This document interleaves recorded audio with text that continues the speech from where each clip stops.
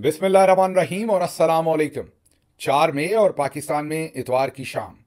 आज की अहम तरीन खबरों में सबसे पहली खबर आपके सामने मशरिक़ वुस्ता से रखते हैं। मिडल ईस्ट में एक मेजर डेवलपमेंट हुई है। यमनी हौसियों ने बैलिस्टिक मिसाइल से इजरायली एयरपोर्ट उड़ा दिया है। यह मेजर खबर इसलिए है कि जो इजराइल है उसके पास एक आयरन डोम है, एक ऐसा सिस्टम है, खुदकार सिस्टम है जो अमेरिका और वेस्ट ने उन्हें बना के दिया हुआ है, जिससे कोई भी उनके ऊपर जो मिसाइल हमला होता है उसको वो आयरन डोम जो है वो हवा में ही डिटेक्ट करके फिजा में ही उसे वापस उड़ा देता है। और इस वजह से कोई भी इफेक्टिव मिसाइल, भले वो ईरान से छोड़े गए हों या किसी और जगह से, वो इसराइल को हिट नहीं करते, वो वहाँ नहीं पहुँचते। लेकिन ये मेजर डेवलपमेंट इसलिए है कि जो यमनी हौसी हैं उन्होंने जो बैलिस्टिक मिसाइल चलाया वो ना सिर्फ पहुंचा बल्कि उसने एग्जैक्ट ठीक तरीके से एयरपोर्ट को निशाना बनाया और उन्होंने एयरपोर्ट के एक हिस्से को उड़ा दिया है। अब इसराइल के अंदर उस पर हंगामी मीटिंग्स हो रही हैं। एयरलाइंस जो हैं उन्होंने तल अवीव की फ़्लाइट्स जो हैं वो कैंसिल की हैं। कम अज़ कम कुछ एयरलाइंस की इंफॉर्मेशन तो है। मसलन एयर इंडिया की जो फ़्लाइट तल अवीव जा रही थी इंडिया से, उसको रीराउट किया गया है, कैंसिल किया गया है। उसकी उसकी डेस्टिनेशन पर जहां उसने पहुंचना था उस प्लान को कैंसिल किया गया और उसको अबू धाबी में उतारा गया है। इस वक्त वो जहाज़ अबू धाबी उतरा है और भी बहुत सारी फ़्लाइट्स जो हैं वो रीराउट हुई हैं। उन्होंने अपना अराइवल वहां पर कैंसिल किया है। कम अज़ कम एयर इंडिया का हमें पता चल रहा है कि उन्होंने 6 तारीख तक अपने जो ऑपरेशंस हैं वो तल अवीव के लिए कैंसिल किए हैं। ये मेजर एक स्टोरी है, इसकी मेजर रेमिफिकेशंस होंगी इस पूरे खित्ते के अंदर। और सबसे मेजर जो इसके इसके ऊपर तज्जिए हो रहे हैं, जो दिफाई तज्जिया निगार इसके ऊपर बातचीत कर रहे हैं, वो सबसे मेजर डेवलपमेंट ये है कि जो गालिबन एरो 3 नाम है उसका आयरन डोम का, जो उनके पास मिसाइल डिफेंस सिस्टम है जो खुदकार है। जैसे ही कोई मिसाइल उनकी तरफ बढ़ता है तो वो डिफेंस सिस्टम जो है, मिसाइल डिफेंस सिस्टम, वो खुद से ही उसको डिटेक्ट करता है और फिजा के अंदर ही वो उसे जो है रिस्पॉन्ड करता है और उसे इसराइल की जो स्पेस है, मीन जो ज़मीनी उसकी आप हदूद कह लें या ज़मीन पर उसको लैंड नहीं करने देता। अब ये जो यमनी हौसियों ने ये जो बैलिस्टिक मिसाइल फायर किया और ये इसराइल तक पहुंचा, जो हमें मीडिया पर नज़र आ रहा है और इस पर तज्जियात नज़र आ रहे हैं, ये डेफिनेटली एक मेजर ब्रेक थ्रू है इस सारी सिचुएशन के अंदर। अब उनका एरो 3 काम नहीं किया दुरुस्त, या यमनी हौसियों के पास कोई ऐसा नई टेक्नोलॉजी आई है इस बैलिस्टिक मिसाइल के अंदर, कोई नई चिप है, नई टेक्नोलॉजी है जिसने उसको डिटेक्ट नहीं होने दिया या उसको डिच कर दिया उस सिस्टम को। ये कहना अभी कबल वक्त है, लेकिन ये ज़रूर है कि इससे पूरा जो खित्ता है उसके ऊपर मेजर इसकी रैमिफिकेशंस होंगी, क्योंकि इससे एक दिन पहले ही जो इजरायली प्राइम मिनिस्टर हैं उन्होंने एक ट्वीट किया था और उन्होंने डायरेक्टली हिट किया था कतर को। और कतर को उन्होंने ये कहा था कि वो दोगलापन कर रहे हैं। एक तरफ वो जो इजराइल है उसके साथ भी वो गलत बातें कर रहे हैं, मीन या उनसे गलत वादे कर रहे हैं, और दूसरी तरफ जो फ़लस्तीनी साइड है उनसे भी वो गलत वादे कर रहे हैं। तो उन्होंने उनके ऊपर बहुत ही एक जारहाना किस्म का ट्वीट किया था, जारहाना किस्म की सोशल मीडिया पोस्ट की थी, जिसके जवाब में जो वज़ीर ख़ारजा हैं कतरी, उनके तर्जुमान ने कहा कि नेतन्याहू गलत बयानी कर रहे हैं, हमने बहुत उम्दा काम किया इसीलिए हमने डील ब्रेक करके दी थी, डील जिसकी वजह से जंगबंदी हुई थी आर्जी तौर पर। लेकिन ये तो अब एक नई डायमेंशन खुल गई है यमनी हौसियों की। देखते हैं आने वाले दिनों में मिडल ईस्ट के अंदर क्या होता है। यहाँ पर ये मत भूलिए कि हाल ही में अमेरिका के अंदर जो एक सिग्नल की चैट लीक हुई थी जिसमें दी अटलांटिक के एक जर्नलिस्ट को गलती से शामिल कर लिया था, जिसकी वजह से जो नेशनल सिक्योरिटी एडवाइज़र अभी फारिग किए हैं मार्क वॉल्स, उनको फायर किया गया है या फारिग किया गया अमेरिका में, क्योंकि वो शायद रिस्पॉन्सिबल थे उस लीक के। वो जो तमाम लीक हुई थी या वो जो तमाम एपिसोड हुई थी वो भी यमनी हौसियों के ऊपर अमेरिका का जो हमला था उससे रिलेटेड थी। तो एक तरफ अमेरिका उन पर हमले कर रहा है, दूसरी तरफ यमनी हौसी जो है वो इसराइल पर हमले कर रहे हैं, और आज उनका बैलिस्टिक मिसाइल जो है वो पहुंचा है इसराइली एयरपोर्ट के ऊपर। अभी ये चंद घंटे पहले की डेवलपमेंट है, डेवलपिंग स्टोरी है, बहुत सारी इन्फॉर्मेशन इसमें सामने नहीं आई। जब भी इंफॉर्मेशन जो भी इससे आगे आएगी वो आपके सामने रखेंगे। होपफुली अगले व्लॉग तक हमारे पास मजीद इस पर इंफॉर्मेशन होगी। अब चलते हैं इंडिया और पाकिस्तान की तरफ। इंडिया और पाकिस्तान की एस्केलेशन मजीद बढ़ गई है। ये हम आपको फुटेज दिखा रहे हैं। ये बगलिहार डैम की है। ये डैम चनाब रिवर के ऊपर है। आप देख सकते हैं कि तमाम स्पिलवेज जो है वो बंद कर दिए गए हैं। पानी जिन दरवाज़ों को, गेट्स को अगर खुला हो तो पानी उनमें से निकलता है, उन तमाम गेट्स को, स्पिलवेज को बंद कर दिया गया है। ये बगलिहार डैम का वो एग्जिट पॉइंट है जहाँ से पानी पाकिस्तान को मिलता है। तो तमाम पानी जो है उसको बंद कर दिया है। हिंदुस्तान उसे रोक रहा है मुकम्मल तौर पर। ये जाहिर है इंडस वाटर ट्रीटी के खिलाफ है। और ये जहन में रखिए या अपनी याददाश्त में रखिए कि जो इंडस वाटर ट्रीटी है उसमें 3 दरिया जो है वो हिंदुस्तान को कंप्लीटली मिले हैं, जिसमें रावी है, सतलुज है, ब्यास है। ये सारे इधर लाहौर की साइड पर ऊपर वाले दरिया हैं। और 3 नीचे वाले वेस्टर्न साइड के जो दरिया हैं वो पाकिस्तान को मिले थे, जो चनाब, झेलम और सिंध, इंडस। तो ये 3 जो है ये पाकिस्तान को मिले थे। अब बगलियार डैम जो है वो ये चनाब पर है, उस पर इंडिया ने पानी रोक दिया है। ये ANI उनकी न्यूज़ एजेंसी है, ये उनकी वीडियो है जो हम आपको दिखा रहे हैं। इंडिया क्लेम भी कर रहा है और सबूत भी दिखा रहा है। हमारी तरफ तो चले हम ग्लोरिफिकेशन कर रहे हैं बहुत सारी चीज़ों की, और लोगों को कुछ ना कुछ गलत इन्फॉर्मेशन भी कई चीज़ों में दे रहे हैं। लेकिन वहाँ पर जो इस वक्त की सूरत हाल है कि उन्होंने वो पानी रोक दिया है। अब दूसरी तरफ जो सोर्सेज हैं वो क्लेम कर रहे हैं कि इंडिया के अंदर जो किशनगंगा डैम है वो उन्होंने दरियाए झेलम पर बनाया है, उस पर भी वो पानी रोकने जा। मारिन ये समझते हैं कि नीलम वैली पर इसका गहरा असर होगा। अगर ये पानी रोका गया तो वहाँ पर इन्वायरमेंट भी तबाह होगा, वहाँ पर आबी हयात जो हैं वो भी मारी जाएंगी, और ये बहुत ही बुरा होगा पूरे का पूरा नीलम वैली के लिए। अब देखते हैं इस पर इंडिया क्या करने जा रहा है, हमारी स्ट्रेटजी क्या है, क्योंकि अभी तक जो हमारी स्ट्रेटजी सामने आ रही है वो तो बहुत ही इंटरेस्टिंग तो नहीं कहूँगा, मायूस कुन है। क्योंकि हमने वज़ीर ख़ारजा के तौर पर, अब वज़ीर ख़ारजा तो नहीं है तो वो दाखिला मोहसिन नकवी, लेकिन उनको मिडल ईस्ट के दौरे पर भेजा है और अब वो जाकर एंगेज करेंगे। वो वज़ीर ख़ारजा भी नहीं है, लेकिन उनको हम, यही तो इस हुकूमत का काम है। जिसके पास 90% वोट है उसे जेल में बिठाया हुआ है, जिसके पास 17% वोट हैं, 17 सीटें हैं, उनको हुकूमत दी हुई है और कहते हैं कि अवाम उनके पीछे खड़ी होकर अब एक जंग भी लड़े। जिनको अवाम ने वोट नहीं दिया, आप बताइए कि उनके ऊपर अवाम कैसे ट्रस्ट करे और एक इतनी बड़ी जंग में उनके पीछे जा खड़ी हो। आज अलीमा खानम साहबा ने ट्वीट भी यही किया कि मामला तो सीधा सा है, जिसको अवाम ने वोट दिया उसको जेल से बाहर निकालें ताकि वो कौम को इकट्ठा करे, और जो फैसले करे वो पूरी कौम इकट्ठी होकर फिर उससे मत में जाए।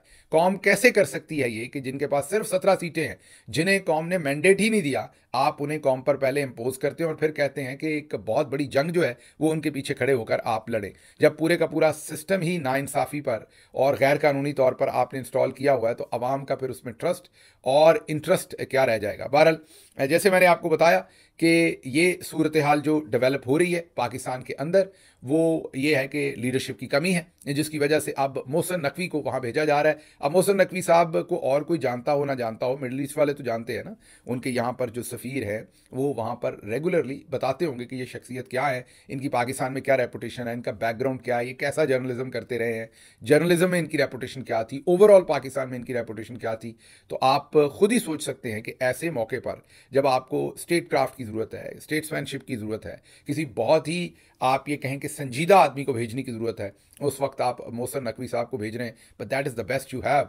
यही लगता है कि आपके पास वही बेस्ट हैं। और देखें भी तो अगर दूसरे जो आपके पास 2 जोकर हैं, इसहाक डार और ख्वाजा आसिफ, वो जब मुंह खोलते हैं पाकिस्तान को मरवा देते हैं, फंसवा देते हैं किसी न किसी स्टेटमेंट में, उनसे तो फिर ये बेहतर ही होगा। अंधों में काना राजा वाली बात है। तीसरी तरफ आपके पास वो बेचारे डिंटोनिक है, जिन्होंने आज अरेंज कर रखी थी एक ब्रीफिंग, और पॉलिटिकल पार्टीज़ के लिए ब्रीफिंग अरेंज कर रखी थी। ये भी एक लतीफ़ा था कि इंफॉर्मेशन मिनिस्टर जो है उसने पॉलिटिकल पार्टीज़ को ब्रीफिंग देनी है। अब गौर कीजिए सीरियसनेस की, इंफॉर्मेशन मिनिस्टर का काम जाहिर है मीडिया के साथ है, पब्लिक के राय आमा जो है, एक पब्लिक है आम, उससे इंगेज करने का तो है, लेकिन पॉलिटिकल पार्टीज़ के साथ तो हमेशा सीनियर तरीन लीडरशिप जो है वो आपकी इंटीरियर मिनिस्ट्री, आपकी फॉरेन मिनिस्ट्री, आपकी जो जितने भी डिफेंस मिनिस्ट्री, उन लोगों को, जो सीनियर तरीन लोग आपके होने चाहिए, उनको इंटरेक्ट करना चाहिए, उनको पॉलिटिकल पार्टीज़ को एतमाद में लेना चाहिए। लेकिन पॉलिटिकल पार्टीज़ का भी तो मजाक बनाया हुआ है।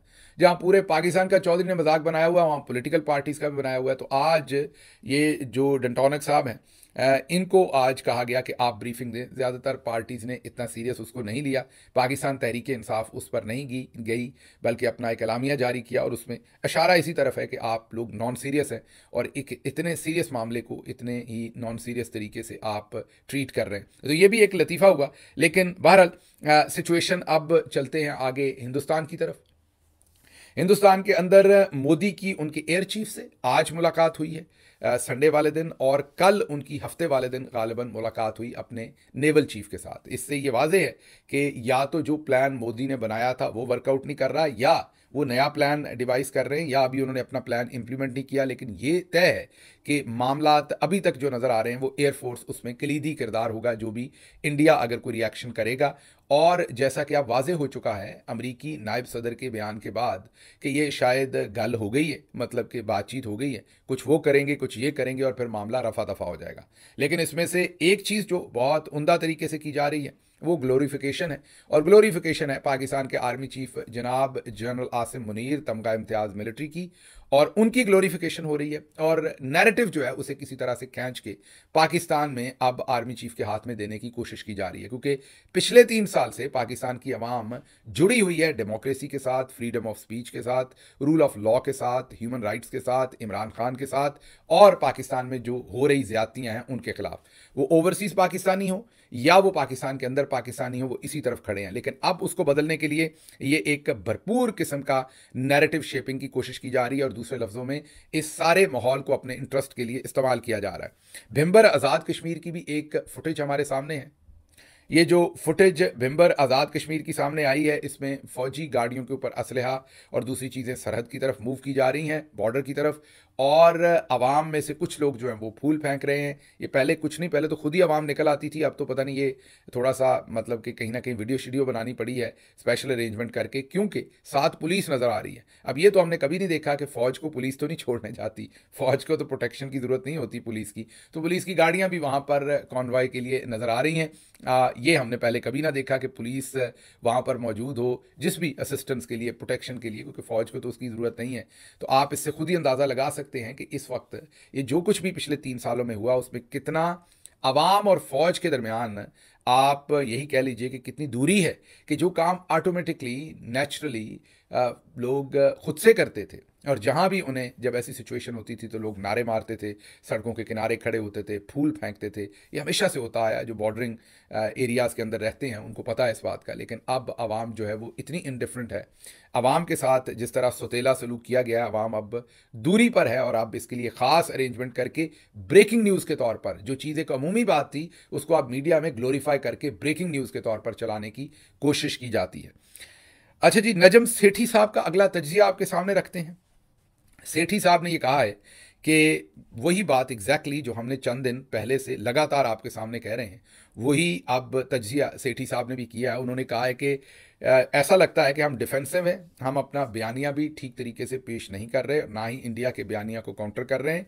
जो हम बार बार आपके सामने बात रख रहे थे, उन्होंने कहा कि इंडिया का बलूचिस्तान में कार्रवाइयों में हाथ है, और अगर है तो फिर आप क्यों इंटरनेशनल मीडिया के सामने नहीं रखते। ये सेठी साहब का कहना है, दुरुस्त कहना है उनका, बिल्कुल दुरुस्त तज्जिया है उनका। उसकी वजह ये कि हम भी बार बार आपके सामने कह रहे हैं कि 26 लोग जो या 28 लोग जो कत्ल किए गए पहलगाम के अंदर, कोई शक नहीं कि वो दहशतगर्दी का वाक़या है। जितनी मजम्मत की जाए कम है, हमारी तमाम हमदर्दियाँ लवाहकीन के साथ।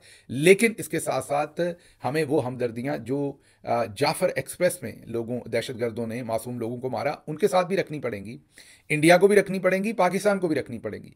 लेकिन इंडिया तो फेल नहीं हुआ, उन्होंने तो अपने 28 लोगों को पूरी दुनिया के अंदर प्रोजेक्ट भी कर लिया इस थाने को, और पूरी दुनिया से स्टेटमेंट्स भी ली, और पूरी दुनिया उनके सामने भी खड़ी रही। लेकिन हमारी नालायकी देखिए कि पूरी ट्रेन यरगमाल हुई 450 लोगों की, उसमें से 100 से ज़्यादा, कम अज़ कम, लोग तो कहते हैं कहीं ज़्यादा, लेकिन 100 से ज़्यादा वहाँ शहादतें और जाने गई। लेकिन उसको हम पूरी दुनिया के सामने नहीं रख सके। हमारी नालायकी है, डिफेंसिव कह ले, मेरे ख्याल में तो इनकम्पिटेंस है, और कंप्रोमाइज़ है हम ओवरऑल जो हमारे नेशनल इंटरेस्ट हैं उनके ऊपर। अदरवाइज़ इतनी नालायकी नहीं हो सकती डिफेंसिव होने की, और कोई वजह जो है वो नज़र नहीं आती। अच्छा जी, अब अगली खबर की तरफ चलते हैं, और अगली खबर भी हिंदुस्तान से है, जिन्होंने पाकिस्तान से रिलेटेड एक और अहम फैसला किया और पाकिस्तान की तजारत पर एक इम्पॉर्टेंट उन्होंने डिसीजन लिया है, और डिसीजन उनका ये है कि ऐसे कोई भी कंटेनर्स जिनके अंदर पाकिस्तानी सामान होगा, या वो जहाज़ हमारे तो खैर हैं नहीं, हमारे तो ऐसे कोई, मेरा नहीं ख्याल कि शिपिंग लाइंस हमारी को इतनी ज़्यादा हैं कि जिनके जो पाकिस्तानी फ्लैग कैरियर हों, लेकिन हो सकता है चंद हों भी। लेकिन उन्होंने ये कहा है कि ऐसे तमाम जहाज़ जिन पर पाकिस्तानी सामान होगा या पाकिस्तान से कोई लेना देना होगा, वो अब किसी सूरत भी किसी भी इंडियन बंदरगाह के ऊपर लंगर अंदाज नहीं हो सकते। टिट फॉर टैट हम भी फॉलो अप करते हैं, आपको पता, हम देखते रहते हैं। इंडिया पहले फैसला करता है, फिर हम वही फैसला कर देते हैं। वो कहते हैं अटारी बॉर्डर बंद होगा, हम कहते हैं वाघा बंद होगा। वो कहते हैं सबके वीज़े कैंसिल, हम कहते हैं सबके वीज़े कैंसिल। तो हम उनको फॉलो करते हैं, जो वो डिसीजन करते हैं वो उतना ही डिसीजन हम आगे से कर देते हैं। ऐसा नहीं कि हम उससे कोई दुगना डिसीजन करते हैं, उतना की आगे से हम वापस डिसीजन कर देते हैं। तो पाकिस्तान ने भी वही डिसीजन किया कि कोई भी इंडियन जो फ्लैग कैरियर कोई भी शिप है वो पाकिस्तान में डॉक नहीं होगा, और इसी तरीके से सामान जो है वो यहाँ पर नहीं आ सकेगा। अब मेरा ख्याल है कि इसका नुकसान शायद पाकिस्तान को ज़्यादा हो, क्योंकि आमदोरफ्त इंडिया से ज़्यादा है। बहुत सारा सामान LCL जो लोग करते हैं, मीन पूरा कंटेनर नहीं, अगर उसके अंदर थोड़ा सामान अपना रखते हैं, और बहुत सारी चीज़ें जो हैं वो शायद इस तरह के जो अरेंजमेंट्स हैं वो इंडिया के साथ पाकिस्तान को ज़्यादा नुकसान होगा, क्योंकि शिप्स कुछ सामान यहाँ से लेते होंगे, बाकी वहाँ से लेते होंगे। मैं एक्सपर्ट नहीं हूँ इसमें, ना ही हमारी को बहुत ज़्यादा इस पर अभी रिसर्च है, आज ही की खबर थी। तो एक अमूमी हमारी फील है कि इसमें भी शायद नुकसान ज़्यादा हमें होने का खदशा है।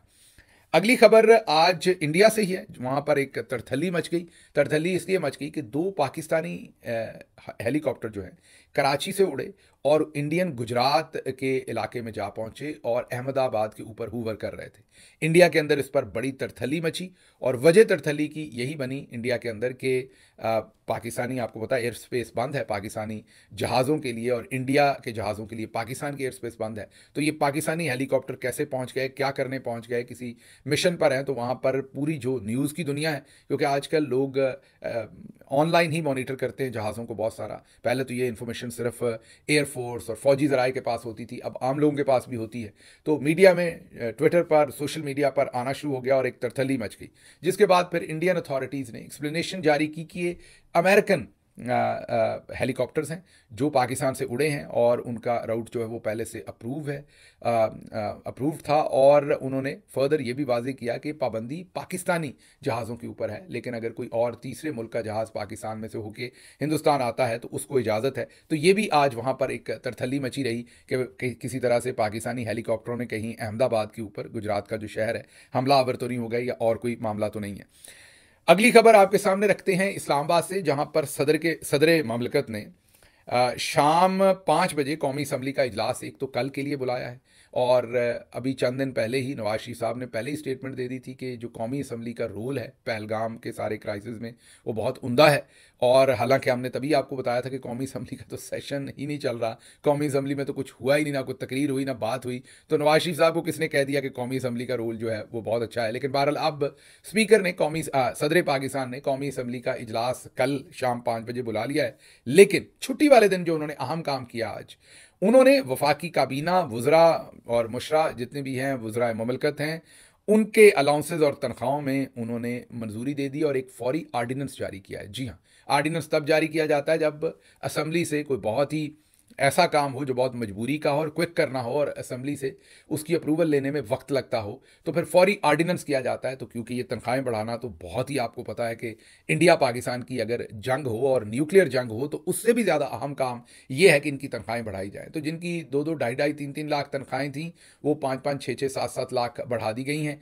और अब आज ही के दिन एमरजेंसी में वो ऑर्डिनेंस साइन किया गया है, क्योंकि ये डिले नहीं हो सकता था। तो इनकी प्रायोरिटीज़ देख लें कि एक तरफ मुल्क के साथ क्या हो रहा है और दूसरी तरफ ये क्या फैसले कर रहे हैं। ये आप खुद सोच भी सकते हैं, समझ भी सकते हैं कि उन्होंने छुट्टी के दिन का भी ख्याल नहीं किया, और तनख्वाहें बढ़ाने का ये जो फैसला था, जो कौमी अहमियत का था, उसे छुट्टी वाले दिन ही अंजाम दिया। बल्कि इन तनख्वाहों के बढ़ाने का बिल कौमी असम्बली से या सेनेट से पास नहीं करवाया, ऑर्डिनेंस का सहारा लिया गया, ऑर्डिनेंस पास करके और उस पर साइन किए गए हैं। तो आप खुद सोच लीजिए कि ये लोग जंग के हालात में भी अपने पेट का सोचते हैं, अपना सोचते हैं, मुल्क का इनसे कोई लेना देना नहीं। मुझे यहाँ से इजाज़त दीजिए, लेकिन